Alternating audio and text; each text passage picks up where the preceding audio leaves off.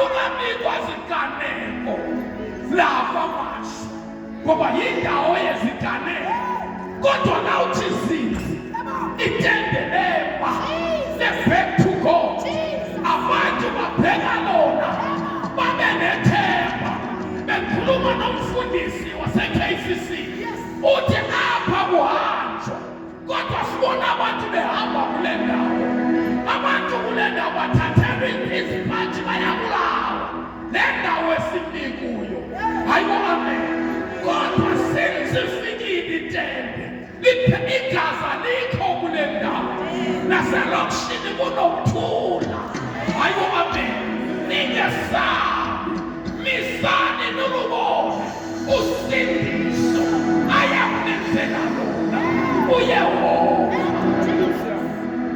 funda malini ningesabi kinani nibone ukusindisa kukaJehova aza kunenzela khona namuhla ngokuba abaseGibhithe enibabonile namhlanje anisayi kubuye nibabone naphakade uJehova uza kunilwela abaseGibhithe nibabonile anisayiphinde nibabone naphakade ake nithi Jesus funda mntanami qedele uJehova uza kunilwela nothula nina Jehova uzonilwela nina niyothula ube wena bakundosi ucela zothanda wawuke nathi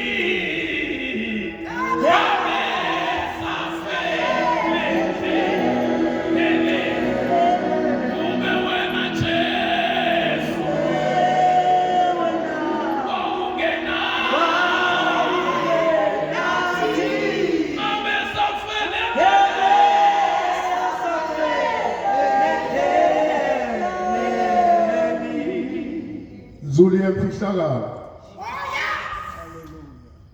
Zuli esimangaliso. Uma umhlaba wawudala lezwi lakho umuntu wambuka ngezandla zakho wamphefumulela namanje sithembe wena ngezwi lakho wadala amazulu wahlala eswini sentombi noma kungenxa yothando lwakho oluninginingi lolwekhulukhona iseminceku yakho yubumbhobho wokukhuluma nokokwenhliziyo yakho imanayo ngonyama yomndeni kaJuda wena owazi inhliziyo zabantu dabula kuzo izwi lakho walidabule yodalo lwandle walidabule umhlaba walidabule itheknoloji amaphethelo alo ngoba liyakhula khuluma ngenceku yakho sesilalele usisa izwi lakho ngegama kaJesu ophilayo manje kuze bephakade amen naphaya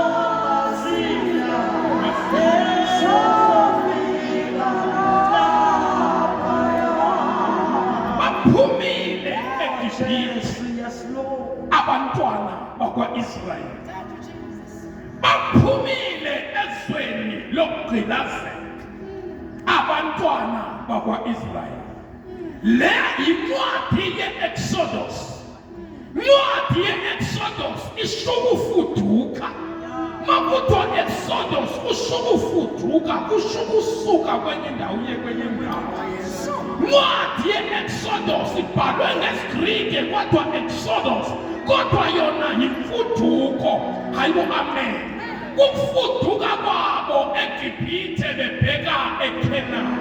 And lo mntu ubhalele eBhayibhile kubhalwe nguMoses, wayicacisa from Genesis, Leviticus, sonke Deuteronomy zabhalwa nguye ngokwembulelwa kuYehova. Azibhalwanga nguAdam, azibhalwanga nguAbraham, azibhalwanga nguIsaac, azibhalwanga ngabantwana. Haleluya. Kodwa iseyazobhalwa kwimfuduko, ibhalwa ngumntwana okholwe emanzini. uMoses okholwe emlanjeni eNile River, watholwa khona intombi kaPotifaro, wakhulela khona kwaPotifaro. Xa ekhulela khona kwaPotifaro, intombi kaPotifaro, ngoba uPotifaro wayenonyana owayemnye kodwa engekho mhlekana. Unyana wakhe kwabonakala uba le ntombazana lo mntwana mkholeyo nguye lo mntwana ozoba inkosi eGibhithe, nguye ozobusa eGibhithe. Lo mntwana mkholeyo wafundiswa esikolweni esiphezulu. Haleluya. Wathi akufundiswa esikolweni esiphezulu, akukhula yavela into yakhe. Wabonakala into yoba ungumYiphutha, ungumHebheru, akangomYiphutha, yavela into yakhe. Uba kahle kahle egazini lakhe kukho ntonina. Wayeshayobona abafowabo, wayobona entsimini. Xa efika entsimini ufika umYiphutha uphethe kakubi umHebheru, wamlamla. Hayibo, amen. Wamlamla, bafathelana wathi kanti isandla siqinile, wafa. Waqede wakhumba khona lapho wangcwaba. Ngoba ungamthinti umntu kaThixo. Hayibo, amen. Igama lenkosi mabonga. Make sithi amen. Ake siyeke ke sisters egama baphumile eGibhithe. Maye baphuma, uMoses uyabuza ethetha noThixo, uyabuza ubangana ngaba ndizothi ngubani nalo Thixo. Uthi uThixo kuMoses, uzothi ndinguye endinguye. Uthi ndinguye endinguye. Ungundinguye endinguye.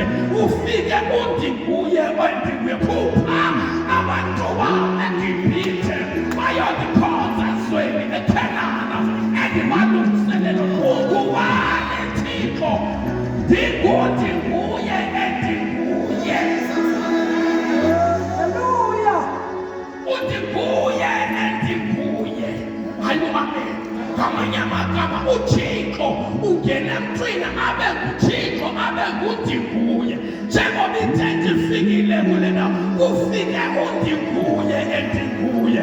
Ingathi abazalwane bangazi uba undinguye endinguye ufikile ukuze abahlangule xa bephumayo eGibhithe. Ngoba undinguye endinguye nguYesu. Ilizwi uYesu besebenza kwi-Old Testament ngevoice engulizwi likaThixo. uYesu olanda abantu, uYesu onenceba ngabantu. Ube nenceba ngabo zakwi-Old Testament, wabanenceba ngabantu bakhe, ngabantu bakayise, ngabantu basezulwini, ngabantu abasemhlabeni. Wafisa ngazathi bangakhululeka, kodwa uSathane akathandi kubona umuntu ekhululekile.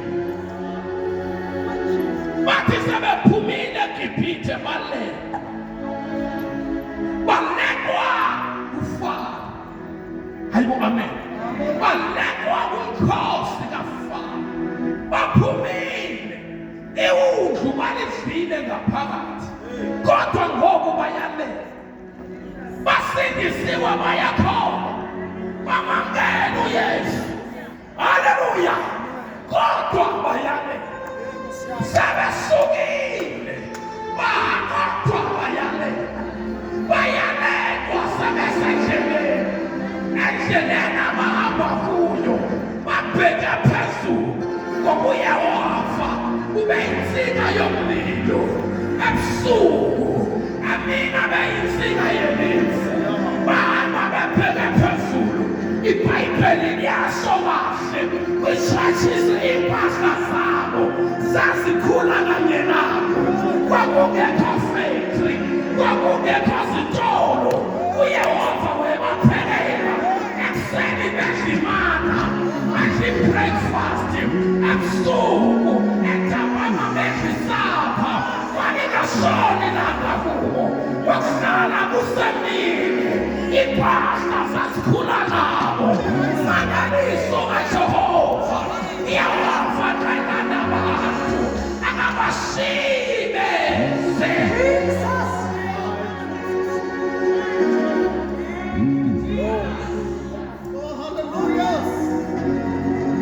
baphumile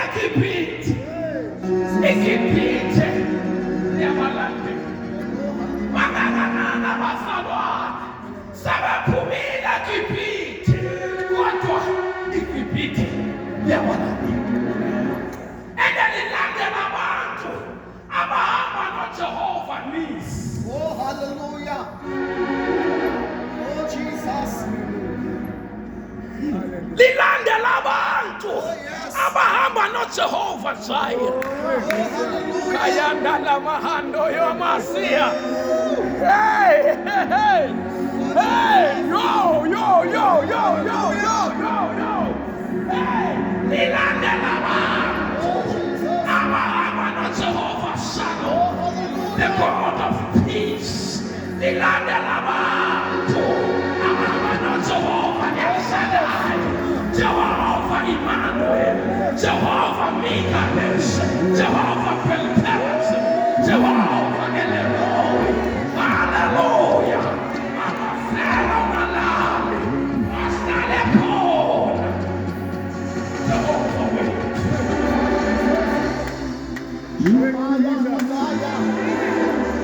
Siyabona ngawa, siyabona sebashasile, siyabona mafosa, siyabona kakaraba, siyabona mtala, wena anomali kulandeli Gibhithe. Oh, yes.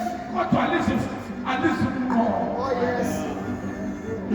Bhayibheli lithi bahamba bafika endleleni ulwandle luvalile.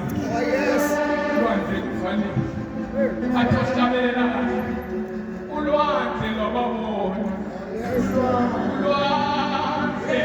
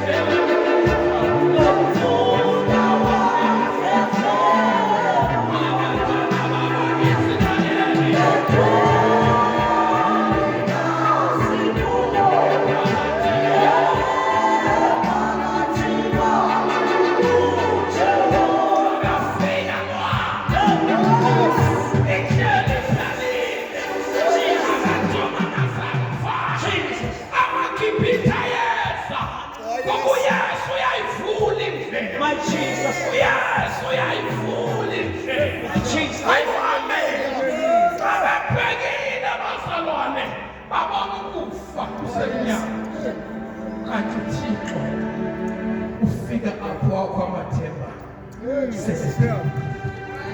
Ngesikhathi usenelathemba akaziboni intokathi. Ngesikhathi usenawakho amathembela kuye uYesu uzombona ekwenzeni. Hayibo amen. Hayibo amen. Hayibo amen. Nami wangisiza ngokulula kwamisana ngakhula ngihlupheka ngakhula ngisokola kodwa mhlazana ngelula isandla ngasuswa bonke ukuze bami nobuhlungu bami yesuri inyembezi ngenxa yesandla. Nisekhona bazalwane, nisekhona makhosi, indlela iphelile. Hayibo amen. Indlela yikho emva mabeye emuva baya amagibhitha yabalandeli mabecabanga ubuyele emuva ayisekho indlela mabecabanga My Jesus. Oh hallelujah. Hayibo amen. Mabecabanga ukuya phambili ulwandle uJehova wathi lulisana. Hayibo amen. Phakamisa isandla welula induku yakho phezu kwami.